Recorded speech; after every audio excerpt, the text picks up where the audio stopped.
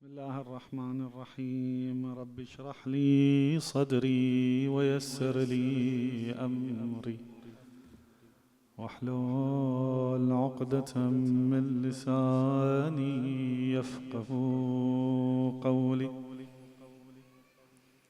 صلى الله عليك يا سيدي ويا مولاي يا رسول الله.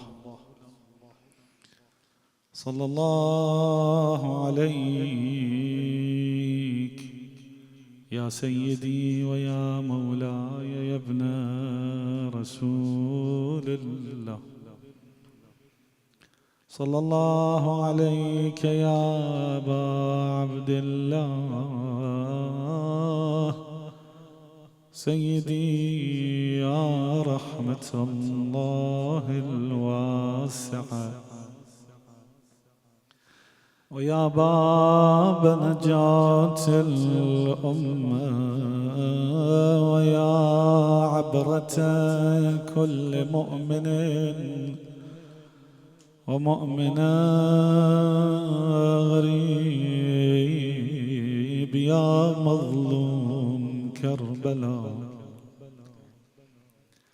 سيدي ما خاب من تمسك بكم، أمن من التجأ إلى حسنكم. يا ليتنا ثم يا ليتنا كنا معكم فنفوز والله فوزا عظيما. ظل سفير حسين ضايع بالدروب بين غربة وليل وهات القلوب بالسكيك المظلمة بوحده يجوب ما يدلل وين يأوي بهالمسايا. كوفة وصفة خانت بأعظم سفير ومن قبل ساعات كان لها أمير وحده يفتر بالطرق جن فقير وهاشمي هو سليل الأولياء.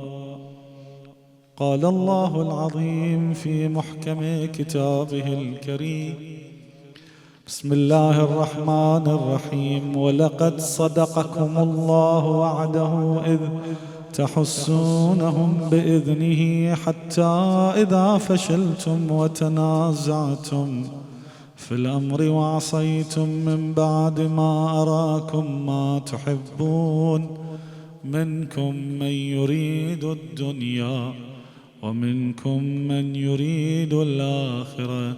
صدق الله العلي العظيم. Allah says in His Holy Quran in Surah Al-Imran verse 152, there are those of you who seek the pleasures of this world and there are those of you who seek the hereafter.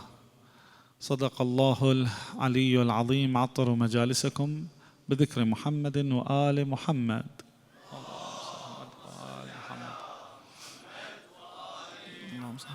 زينوها بالثانية.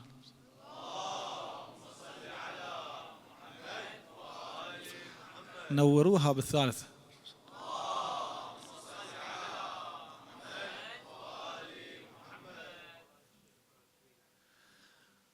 The main, if we could say, problem with us in regarding, and I speak to myself before I speak to others, in regarding our goals in this life is that we are rarely decisive. We rarely take a resolution and make a decision that we are adamant in pursuing. The problem is we want the hereafter, we believe in the akhirah, but we also would like a portion of this world. It's not like we're 100% invested in the akhirah. Maybe let's say 75. 25%, this world is okay too.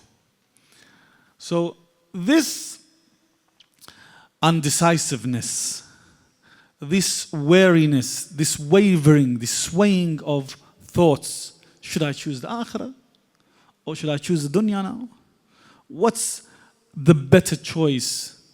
This is the main problem with the generations of believers that were before us and that will come after us. Until we don't make that decision that either I am from the people of the hereafter and I will pursue the hereafter with all that I have, with all my mind, my thoughts, my wealth, my health, I will invest it all in pursuing the akhirah. Until we make that firm and strong decision, we will always be prone to the devil's traps. We will always be prone to the devil misleading us. See, the shaitan always looks for an opening in your mind.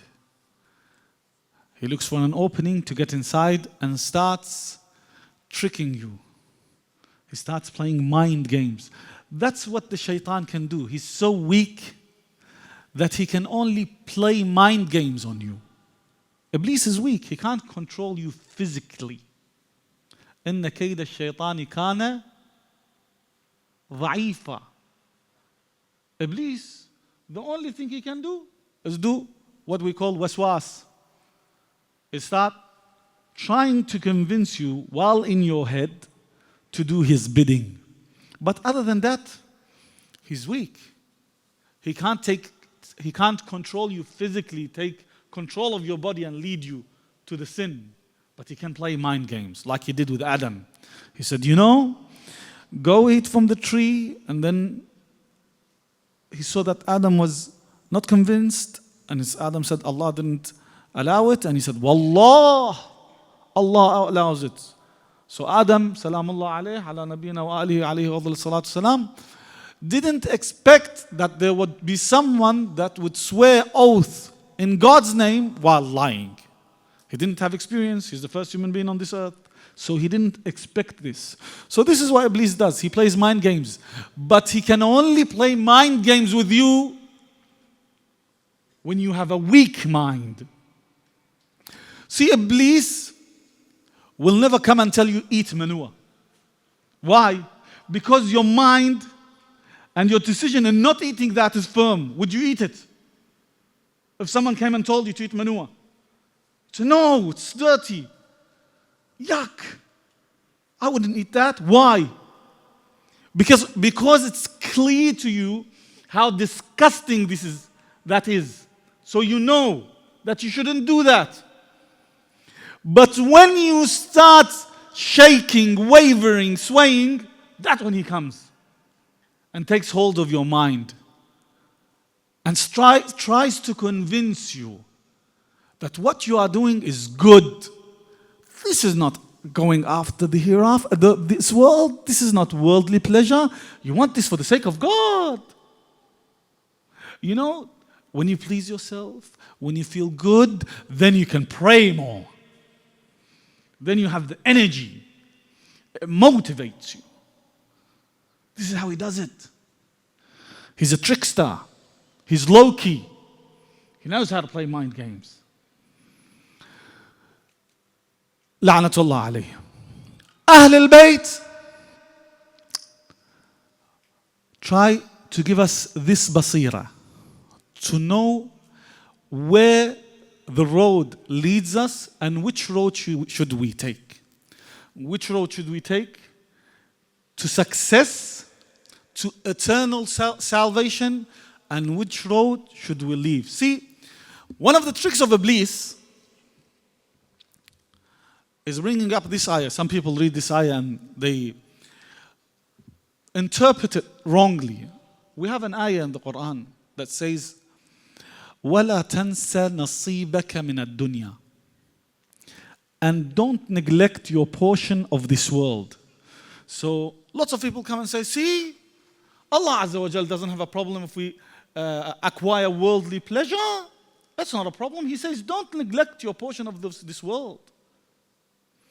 So we can go after worldly pleasures. But the interpretation is what Ahlul Bayt have said. That said, وَلَا تَنْسَ نَصِيبَكَ مِنَ الدُّنْيَا لِلْآخِرَةِ. And don't forget your portion of this world so that you may acquire the akhirah. Now, the title of this world, what is designated to be a dunya thing, part of dunya pleasures or seeking the dunya, and what is supposed to be seeking the akhirah, is in the meaning, it's not in the name. So Imam Sadiq Salamullah alayhi says that acts, deeds are four types. There are deeds that on the outside are dunya, and the inside they are for dunya. You know? So you go after worldly pleasures for the sake of worldly pleasures. But there are deeds on the outside, they are dunya, but the inside, they are akhirah. I'll give you an example. The Prophet was given 2 camels as a gift. I don't know if I said this story before. If I didn't say it, Sallallahu ala Muhammad wa ala Muhammad. Allahumma salli Muhammad wa ala Muhammad wa ajil faraj. Okay, well, so half. Have you heard the joke of Juha? So Juha went on the minbar. They told him, come give us a speech. And Juha was not an eloquent man. So he went on the minbar and he said, do you know what I'm going to say? And everyone says, no, we don't know what you're going to say, you know. So he goes, what a bunch of ignorance. Why should I say, talk to people that don't know what I'm going to say? So he goes down. So next day, they decide to tell him, we know what you're going to say, you know. So he says, do you know what I'm going to say? And they say, yes. So he goes, oh, alhamdulillah, you know, so no need to repeat. So he goes down. So the next day, he comes, and they decide that half of them, just like you guys, say salawat, and half of them don't. So half of them say that we know what you're going to say, and the other half say we don't. So he goes up and he goes, do you know what I'm going to say? And the half says, yes, we know. And the other half says, no, we don't. So he says, okay, those who know, tell those who don't. Wassalamu alaikum. Sallallahu ala Muhammad wa ala Muhammad. Allahumma salli Muhammad wa ala Muhammad wa ajil faraj. So going back to the story. So he was given 2 camels as a gift. Sallallahu alayhi wa alayhi. Allahumma salli Muhammad wa ala Muhammad. So then the Prophet says, whoever prays 2 rak'ats, and in these 2 rak'ats doesn't think of anything but Allah. You see, every single one of us, me included, when we say Allahu Akbar, our daily calendar comes in front of our eyes. The to-do list comes. And we start having a checklist, you know, did I do that? Did I do that? Where did I lose that? Oh, I found it. Oh, I remember. And you start. Your memory, it's like prayer jogs up your memory. And you think of everything but Allah Azza wa Jal.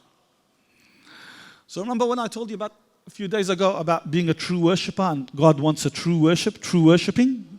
Remember that? So no one had the means of worshipping God truly, but who?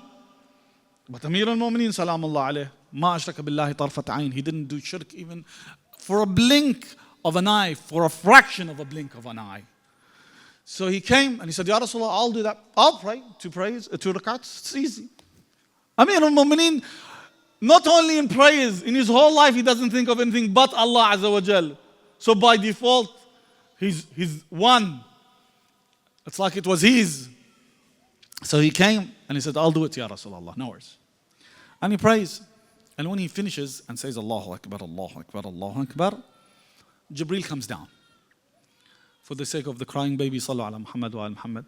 Allahumma salli ala Muhammad wa ali Muhammad. So he comes down and he says, Ya Rasulullah, give Ali the camel. So Rasulullah says, no. Now this is Rasulullah trying to show his companions what is going on. So he says, no, I want. He said, so Jibril says, why? So Rasulullah says, because when he was doing tashahhud, he thought, okay, which camel shall I choose to take? So Jibril said, yes, he did think of that, but he was thinking, which camel would he choose that would be fatter so he could take it, sacrifice it, and give it to the poor? So it was also for the sake of God. So then the Prophet says, okay, since Ali's way of thought is like my way of thought, so here Ali, take both the camels for you and sacrifice it. I was going to do that anyway, so take it. Sallu ala Muhammad wa ala Muhammad. Allahumma salli ala Muhammad wa ajil faraj. So on the outside, there was dunya. He was thinking of which camel to take, which is fatter. But on the inside, it was what? It was akhirah. A man came to Imam Sadiq salamullah alayhi. He says, we hear this about the dunya, how bad it is to want the dunya. If you want the dunya, you don't want the akhirah. The dunya and the akhirah are like contradicting, like two ends of a pole. So there's the North Pole, the South Pole, and they cannot connect. You can't have them both. It's like when you go closer to one, you are further away from the other. So, but the problem is, إِنَّا نُحِبُّ الدُّنْيَا وَنُحِبُّ أَن نُؤْتَاهَا. We love this world and we love being given this world. So the Imam Salamullah alayhi says, and if you have acquired the pleasures of this world, for example, wealth, what would you do with it? And he said, help myself, my wife, my family, make him live a better life, my next of kin, my relatives, the poor, do good stuff with it. It's not like I waste it on things that have nothing to do, that have got nothing to do with Allah Azza wa Jal. So he says, so Imam Sadiq salamullah alayhi says that this is not the dunya that we mean. This is actually an akhirah. So we have the dua, we say, Allahumma ja'al rizqi darra wa aishi qarra. God, pour down my rizq, give me more wealth, and give me a stable life so that I can pray for you while I have harmony. See, when you are thinking of how to feed your kids, and that you are hungry, and that what you're going to do for tomorrow, your mind can't be stable. You can't come and pray while being while having this sense of serenity. You don't understand what you're saying because you have other worries. So when you want to acquire this world, not for the sake of acquiring this world and pleasing yourself, but for the sake of having this serenity that you can worship God in a better way, then that has nothing to do with this world. This is actually akhirah. Your main goal is the akhirah, the hereafter. And the a'mal, going back to the hadith, the 4 types of a'mal, and the a'mal that on the outside, the akhirah, and the inside, the akhirah, you pray for the sake of God.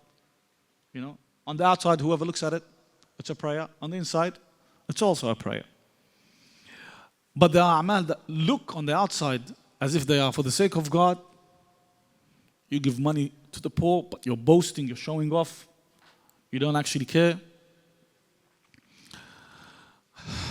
I don't know if I should say this, but there were charities that used to like put a piece of cloth, and on the minbar the Sheikh would say, if you could please donate, and people would come and put like their money, and some people would come and like there was a let's say it was in Australia, so there's a $5 bill, there's a $10 bill, there's a $20 bill. And there was this guy that would come and he was shaking his $5 bill and he puts it down and then he gets a $20 bill and puts it in his pocket. So that shows how mukhlis, how pure his intentions were. in pocketing $15. So, this indecisiveness is a source, a way for us to be misled, to be misguided, just like those who came before us. See, in the battle of Badr, preceding the battle of Badr, the Muslims were told by the Prophet that we're going to intercept the Quraysh caravan that was bringing the merchandise from Sham. So we're going to intercept it. Come, take the caravan, because the Qurayshis, what they have done is the Muhajirin, the people that fled Mecca and went to Medina, they raided their homes, they took their money. So the Prophet said that, okay, we'll go, we'll take their caravan, and we'll compensate the Muhajirin that have lost what they lost for the kuffar. That was on the outside, what the Prophet told the Muslims, but there was another order that God has given the Prophet. And the order was to go and battle the kuffar. So the Muslims, and the Muhajirin, everyone, yeah, we're going to go to and take the caravan and we're going to get back our money. So everyone came. They weren't many, but they came. For the sake of what? Getting back their money. And some came for the sake of maybe if there was more, they could share. So they came. And then Quraysh had heard that the Prophet's coming. The caravan changed its route. And then Quraysh, when they heard that the Prophet was doing that, and that they saw that their caravans would not be safe, they decided, okay, let's finish this guy once and for all. So they came to attack the Prophet. The Muslims were 313, and the Kuffar 313. 312 were Rajala, were soldiers without horses. And there was one only on a horseback, Miqdad ibn al-Aswad. Imam Ali says, we were 313, only one had a horse. That's how poor they were. Miqdad was the only horseman. I think they called cavalry. So they came, and Quraysh came with a 1,000 men strong army, with 100 camels, and they started coming from everywhere to battle the Prophet. The Muslims were halfway outside Medina, so they started shaking, and they weren't ready for battle. They didn't think it was battle. Everyone was carrying a sword because the Arabs carry swords, it's normal. When they go anywhere, in any route, they are scared of raids, so they carry their swords. But it's not like everyone's wearing his shield and his armor. His armor and taking his shield. So they weren't ready for an all-out war. So the Prophet came and he sat the Muslims down, and he said, okay, this is, I want to consult you. What do you think we should do? Go back to Medina, continue on, battle Quraysh. So, Mr. Number One, if you guys can know what I mean, the number one, Al-Awwal, Mr. Number One, as he is, the devil's spokesman, he said that, Ya Rasulullah, this is Quraysh. ما آمنت منذ أن كفرت ما ذلت منذ أن عزت. This is Quraysh. They never believed from the time they became infidels. So it's like you can't convince them. They're hard-headed. ما ذلت منذ أن عزت. They could not be humiliated from the day that they had power. You can't break their spirits. Quraysh. So Rasulullah said, get back down. Who else has something to say? So number two says, it's me. I'll tell you what to do.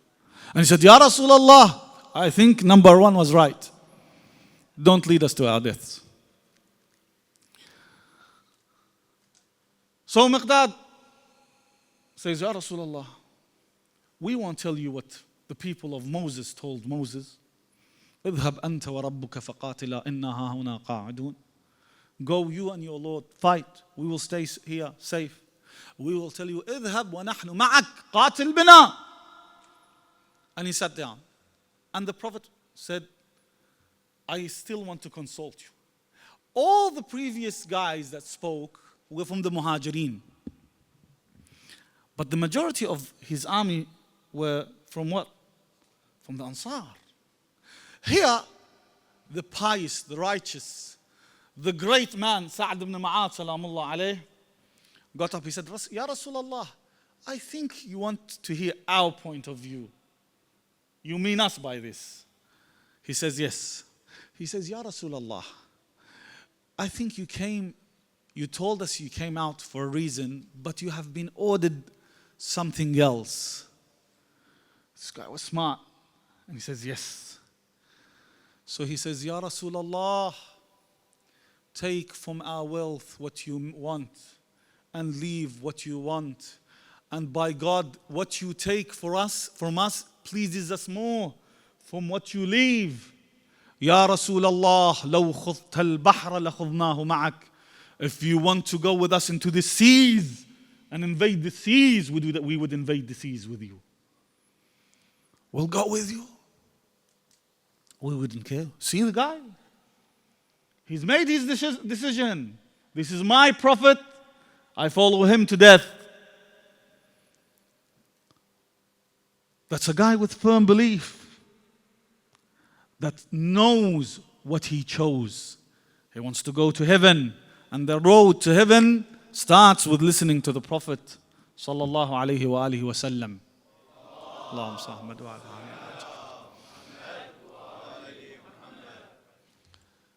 In the battle of Uhud,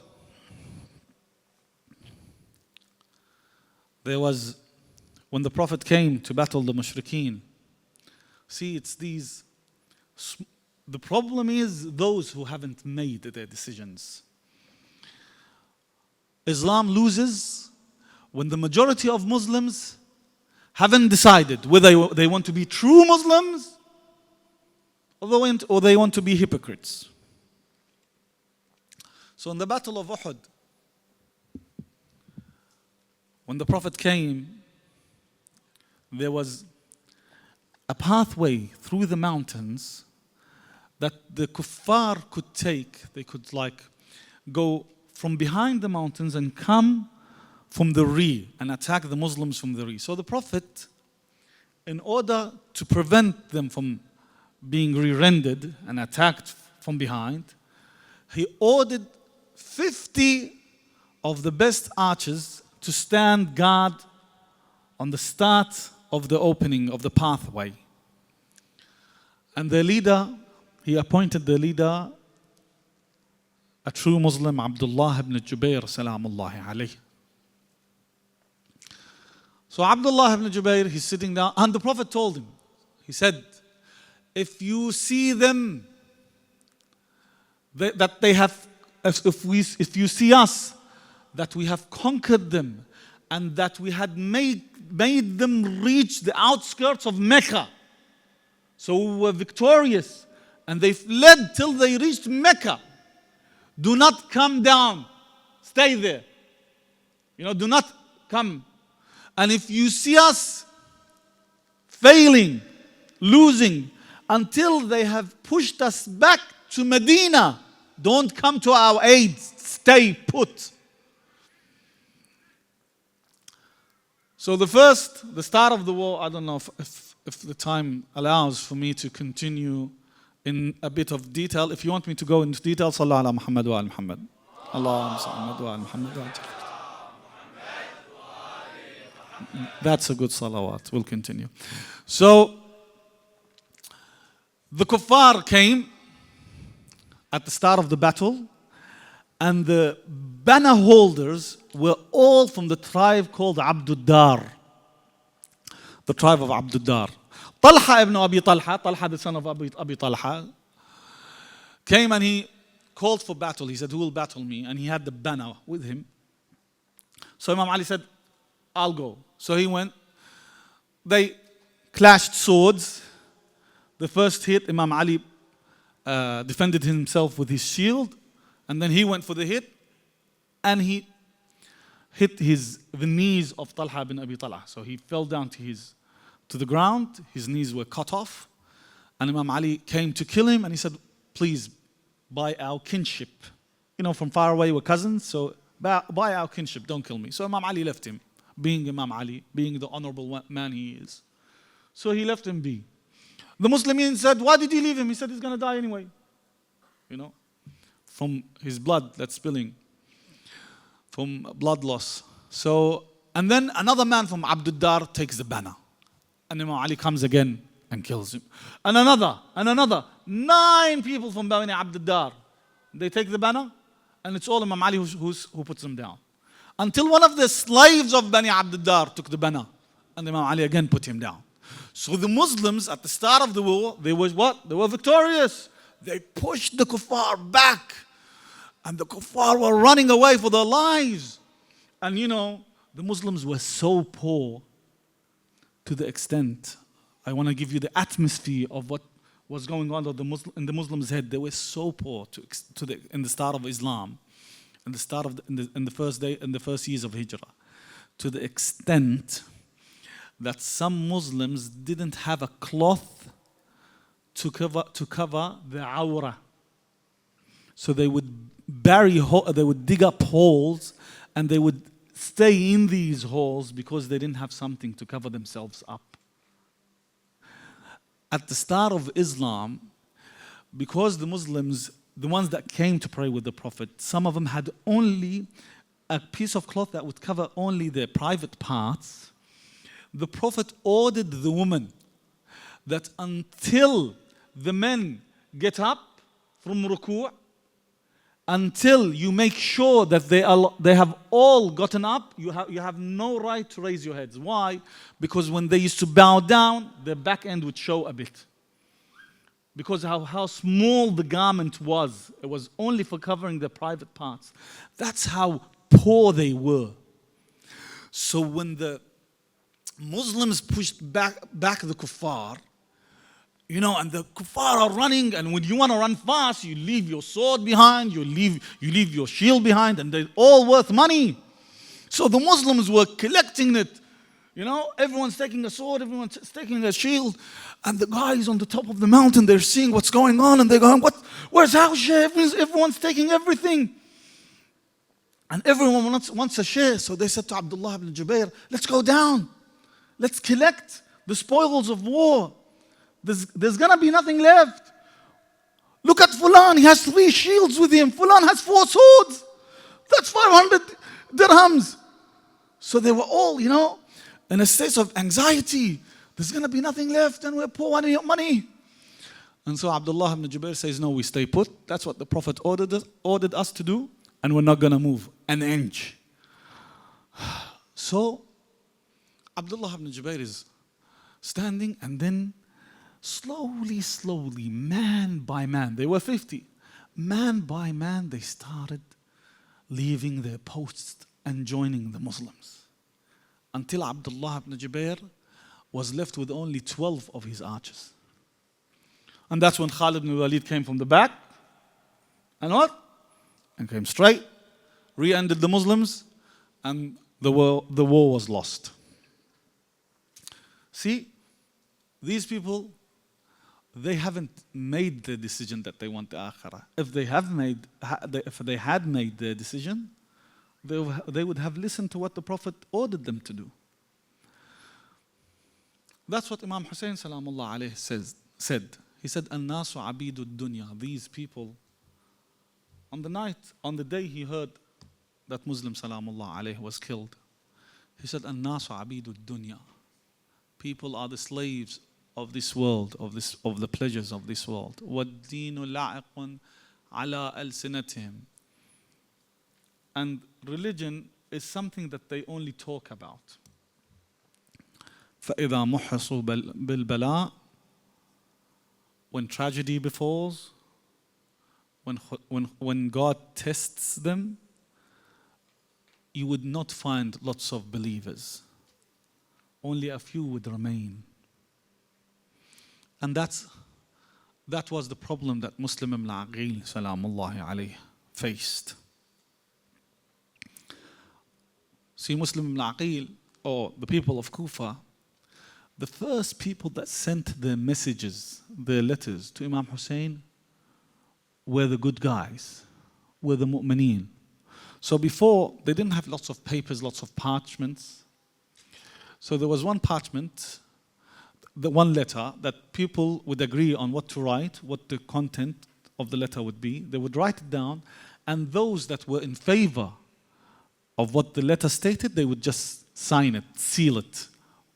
They had seals, rings that, before they would seal it. So they would put their seals on that paper to show that we agree on what's in this paper, and we are one of the people that have sent the paper.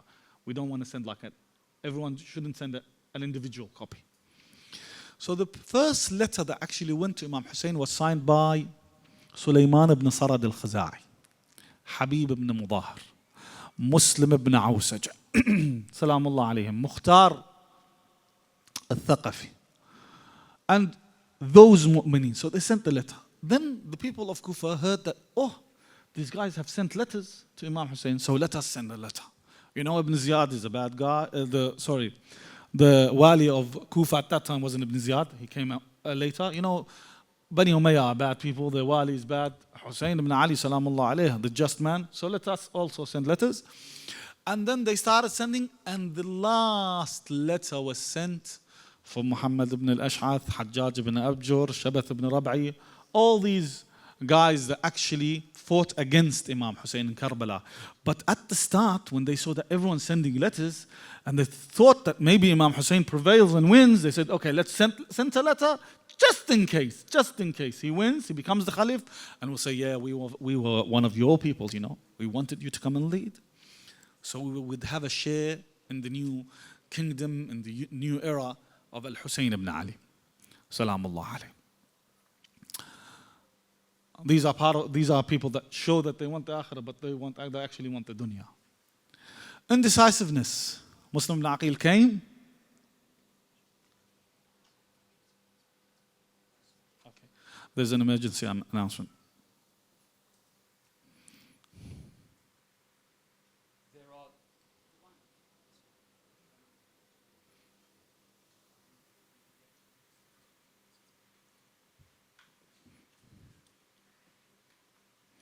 صلوا على محمد وآل محمد. اللهم صل على محمد وآل محمد وعجل فرجهم يكرم. الثاني يرحمكم الله.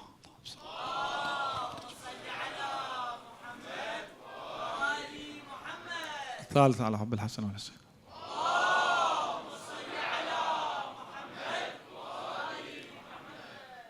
There are two cars currently which are blocking a garage, and a recovery is coming to pick it up. The number plates are LO21ABU, that's a Mini Cooper, and a Vauxhall LD16FHX. Mini Cooper LO21ABU, Vauxhall LD16FHX. Please do not park in front of a garage. There's a recovery coming to pick it up. If that's your car, go and move it right now. I apologize to the Sheikh and to the Majlis. Salli ala Muhammad wa ali Muhammad. Allahumma salli ala Muhammad wa ali Muhammad. Is it possible to do qiyam? Yes. رحم الله من ذكر القائم من آل محمد.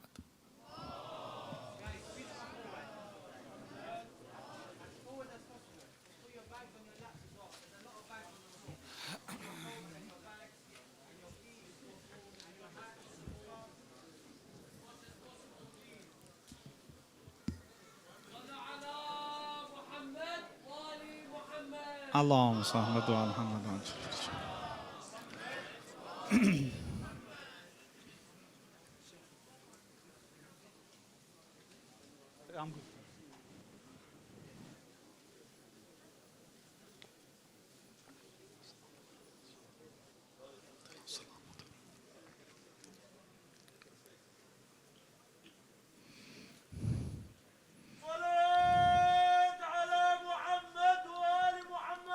اللهم صل على محمد وعلى محمد وعلى محمد.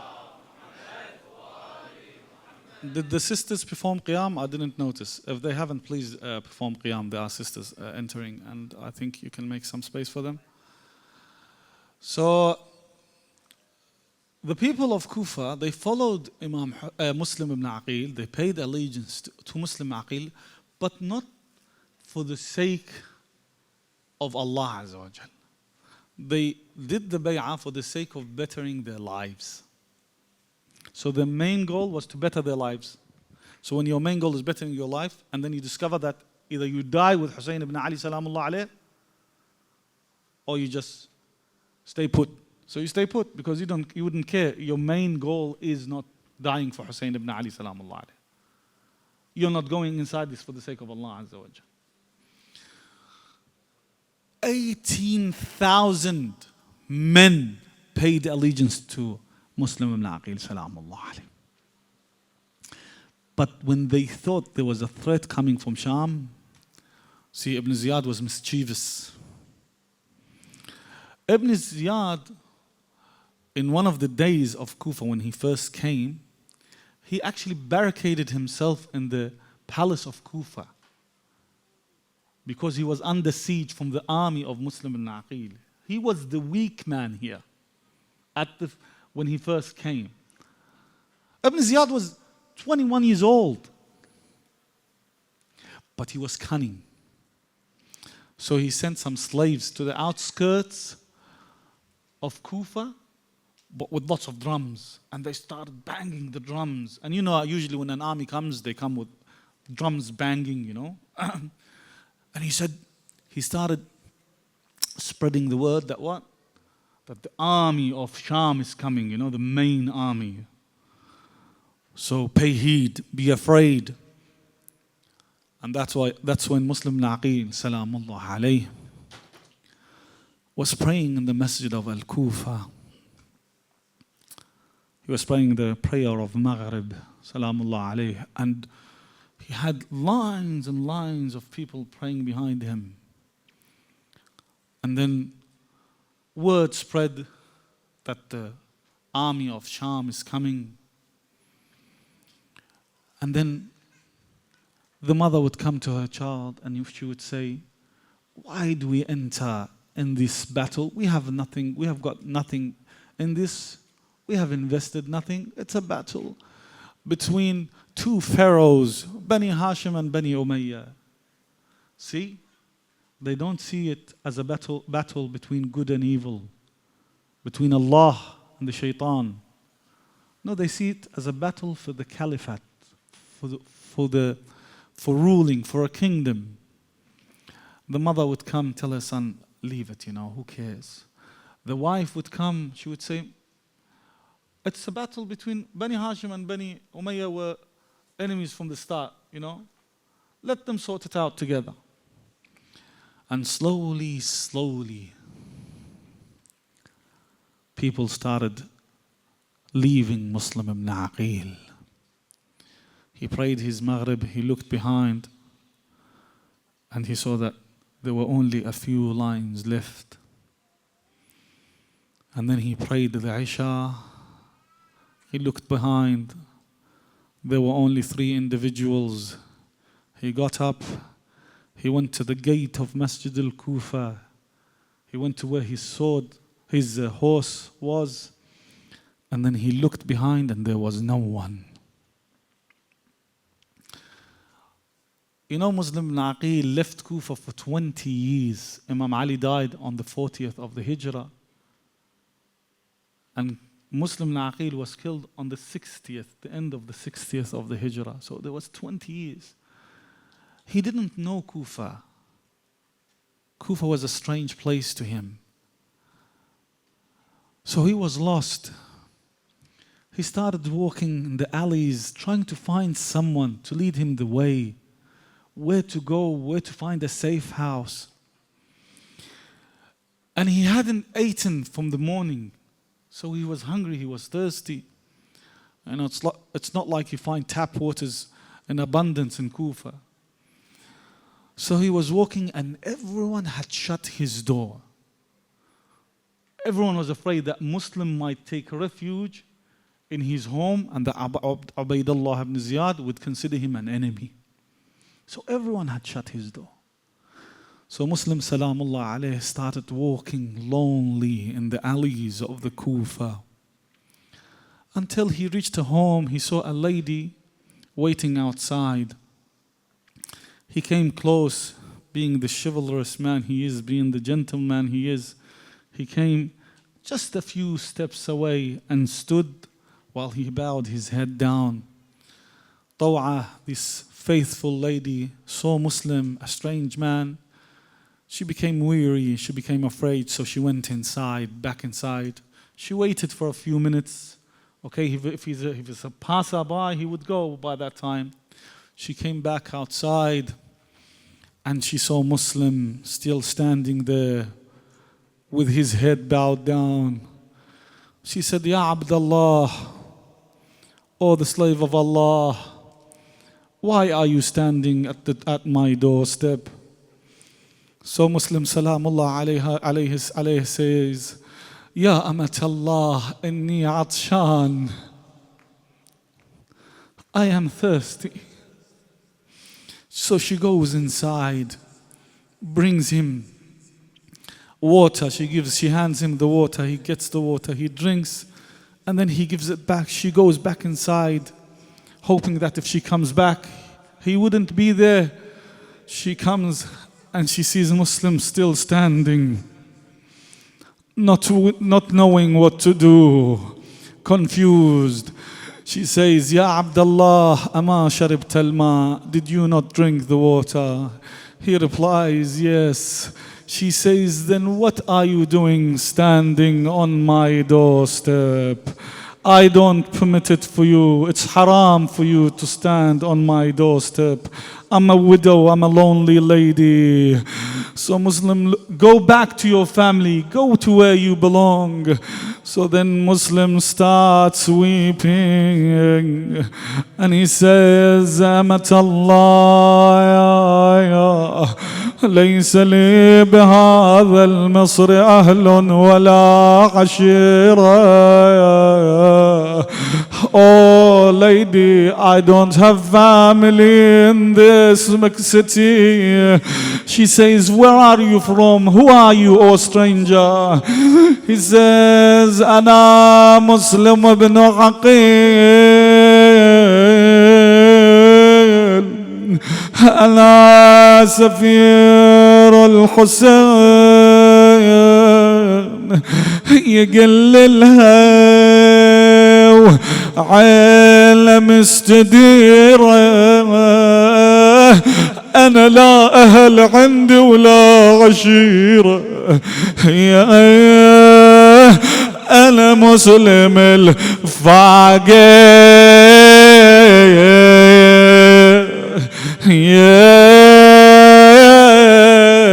نصيرة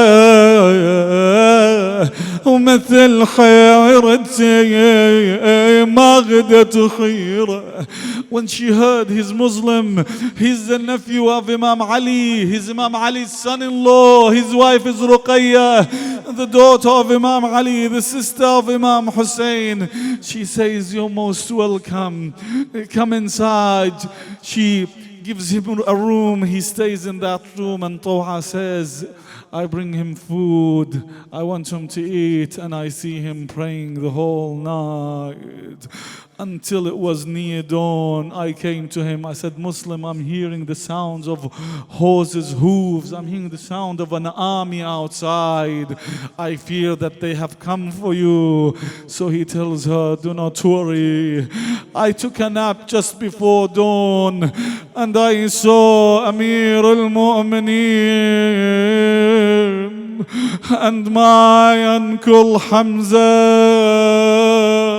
with Ja'far beside him, while they were telling me, Muslim, be quick, we are waiting for you. So he comes outside, he starts battling them fiercely, and he starts making them back down. Muhammad ibn al-Ash'ath, the leader of the group that was sent to take Muslim down, sends a letter to Ubaydullah ibn Ziyad. He says, give me more men, send more men, I need aid. Ubaydullah ibn Ziyad replies, he says, I sent you for one person, and you're asking me for more men. What's going on? So Muhammad sends a letter back. He says, what do you think? You sent me for whom? You sent me for a sword of the descendants of Abu Talib. They are the lions in battle. So they decide to make a trap for Muslim, and the alleys were tight. They go from behind and they dig a hole, and then they cover it up. And Muslim was a gharib, he had no aid, to the point that even the women of Kufa would go on the rooftops and they would throw rocks and wood on Muslim, salamullahi alayh. He would be fighting lonely. They started backing him up until he fell in the hole, and they all attacked at once. One of them hit Muslim on his mouth and his lips fell down. They took him, they cuffed him, they took him to Qasr, to the palace of Ubaydullah ibn Ziyad. And the way Muslim started crying, Muhammad ibn Ash'ath looks at him and he says, the person that rebels the way you rebelled would not cry the way you are crying now. So Muslim says, I am not crying for myself. ما على نفسي أبكي. Why are you crying, O Muslim? أبكي على الحسين وأطفال الحسين. I cry for Hussein and his family. I told him, come, you will find safe haven in Kufa. Hussein is coming towards Kufa with his woman, with his children. I cry for them. They came, they took him to the palace of Ubaydullah ibn Ziyad. He entered the palace. Ubaydullah ibn Ziyad looks at him. Someone from inside says, say salam to the Amir, to the prince. So Muslim says, he is not my prince, he is not my Amir. Who is your Amir, Muslim? Amir Hussein wa ni'mal Amir. Ubaydullah tells him, we do not care whether you say salam or you don't. You will die soon. Muslim at this time asks for water. You know, he's fought a hard battle. He is gushing with blood. His wounds are spilling with blood. A person, when he has blood loss, he gets thirsty. He asks for water. They bring him water while he wants to cry. His wounded lips starts gushing in this pot of water. So it becomes najis. He gives it back. They bring him another pot. He wants to drink. It's like God is giving a sign to Muslim that, oh Muslim, you are one of the martyrs of Karbala. And the martyrs of Karbala are to die thirsty, like their master Hussein salamullahi alayh. So he tries to drink. It gets filled with blood. He gives it back the third time. His lips actually fall down on the pot of water. So he gives it back and he says, if Allah wanted me to drink, I would have. This is not to be. They take him to the rooftop. عظم الله أجوركم. He looks towards Imam Hussein. He says, Assalamu alayk ya Aba Abdullah. Sayyidi o Aba Abdullah, please head back. The people of Kufa have betrayed me. Allahu Akbar. Then they take him and the Jallad raises his sword. رحم الله من نادى ومسلما. رحم الله من نادى وسيدا. And then he strikes Muslim with his sword on his head. Allahu Akbar. His head falls to the ground. Then the tyrant kicks his body. His body falls from the rooftop onto the ground, and his bones are crushed. Allahu Akbar. المقدر قضى وشاعت أخبار أوالي. المقدر قضى وشاعت أخباره. رماه القوم من قصر الإمارة. يا رماه القوم من قصره. يا الإمارة. Imam Hussein at this time is in a place called Zarood. He camped there. He's waiting to see if there's any news about Muslim. He sees Muslim Salamullahi alayh. He sees two horseback riders, two riders. He asked them, do you have any news of Muslim ibn Aqil, of my cousin, of my emissary? They say, Ya Hussein, we did not leave Kufa until we saw the bodies of Muslim ibn Aqil and Hani ibn Urwa being dragged through the marketplace of Kufa with a rope.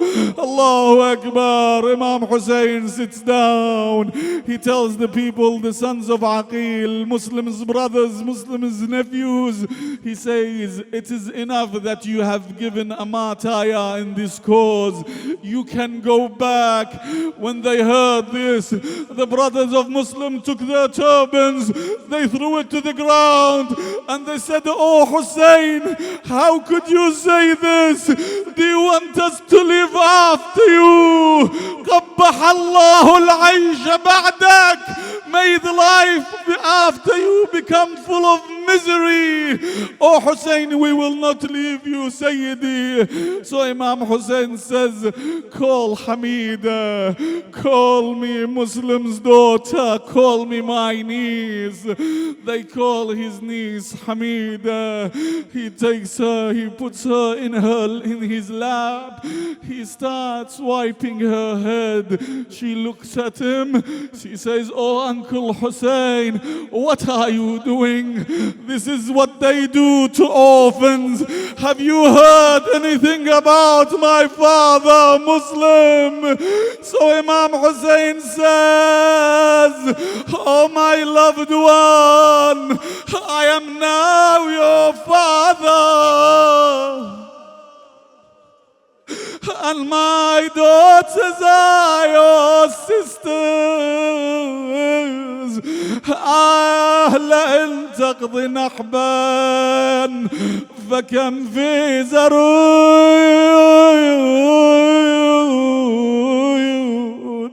عليك العشية من نائحة لنبكي لها بمذاب القلايا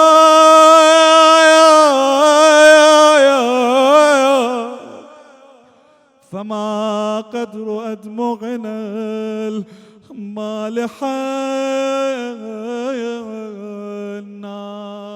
لله.